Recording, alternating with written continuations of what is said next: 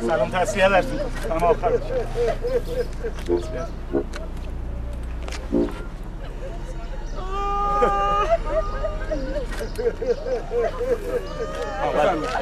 این چیه؟ مگه شما مدعی ما نیستی؟ چرا؟ پس داغش چیو؟ میکروفون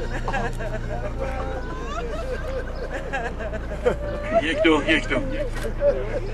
خدمت کلیه عزیزانی که در این مجلس حضور پیدا کردن تسلیت میگم. امیدوارم غم آخرتون باشه. فرزندانشون پدر، مادر، خواهر، برادر، عمو، دایی، خاله، عمه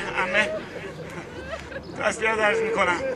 این مرحومه که عمرشو به شما داده. بله مرحومه پدر بده. بله ممنون تشکر. این پدر که عمرشو از دست داده بسیار تسلیت عرض میکنم.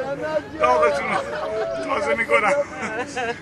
بسیار تشکر میکنم از حضور کارمندان شرکت واحد نیروی انتظامی. خدا صبرتون بده. چه خدمتگزاری از دست دادید. برو دیگه نیروی انتظامی چه عزیزی از دست دادید. خدمتگزار بوده. اسمم فاطم از سلامات.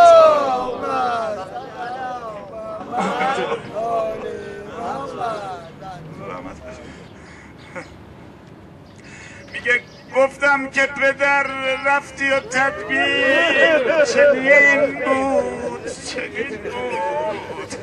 گفتا چه توان کرد که تقدیر همین بود.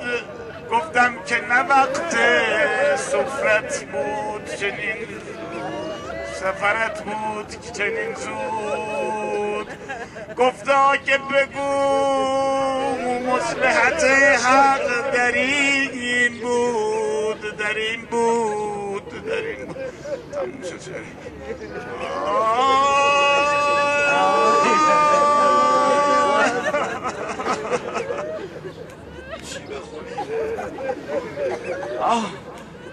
پدرم دیده به راحت نگران است هنوز. پدرم دیده به راحت نگران است هنوز. غم نادیدن تو بار گران است هنوز.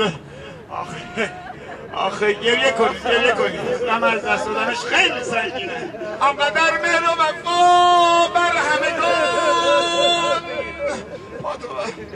انقدر مهر و وفا بر همگان کردی تو نامنی.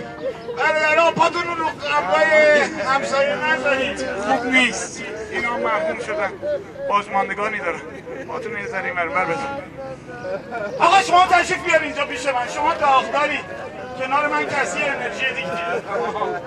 آخه نامنی کرد همه جا درد و زبان در ورد زبان است هنوز.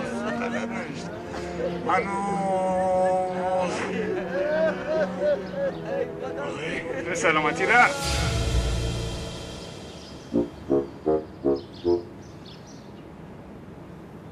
نه ما اسیر این خاکی. ما موندیم اسیریم. اون پرواز کرد. اون رفت. راحت شد.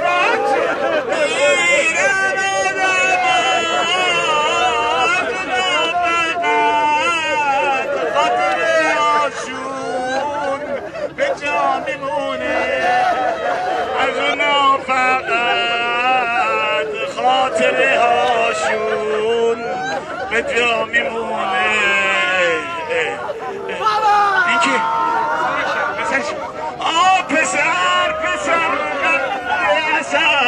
پسر بذار پسرش جمع کنید. چه قدم غمگینه. آی پسر